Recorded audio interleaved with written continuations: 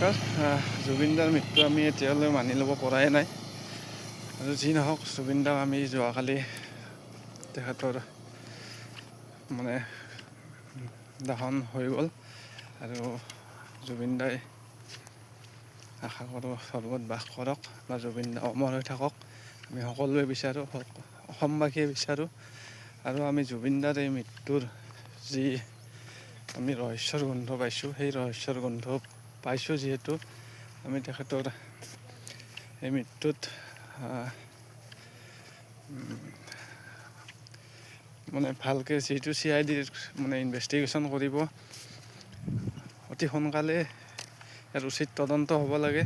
আমি সকলোৱে বিচাৰোঁ, অসমবাসীয়ে বিচাৰোঁ, অসমৰ প্ৰতি ঘৰ মানুহে বিচাৰোঁ যে ইয়াৰ উচিত তদন্ত হওক। আশা কৰোঁ আমাৰ অসম চৰকাৰ, ডক্টৰ হিমন্ত বিশ্ব শৰ্মাৰ চৰকাৰে বা ডক্টৰ হিমন্ত বিশ্ব শৰ্মাই যাতে ইয়াৰ উচিত তদন্ত কৰে। বিশেষ নকওঁ, মানে ক'বৰ মন নাই। কাৰণ যিকোনো ছ'চিয়েল মিডিয়া এপছ যদি আমি খুলিলে আমি এইকেইদিন জুবিন দাকে দেখা পাই আছোঁ। বা ৰাতি টোপনিও ভালকৈ অহা নাই বা নাহেও, অসমবাসী কাৰোৱে নাহে, মোৰ বুলি নহয়। ইয়াৰ উচিত তদন্ত হওক, ইয়াৰ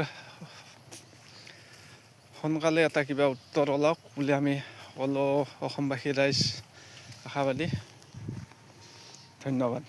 আৰু এই ভিডিঅ'টো পাৰিলে সকলোৱে শ্বেয়াৰ কৰি দিব, যাতে আমাৰ অসমৰ মুখ্যমন্ত্ৰী ডাঙৰীয়াই ভিডিঅ'টো পাই যায়।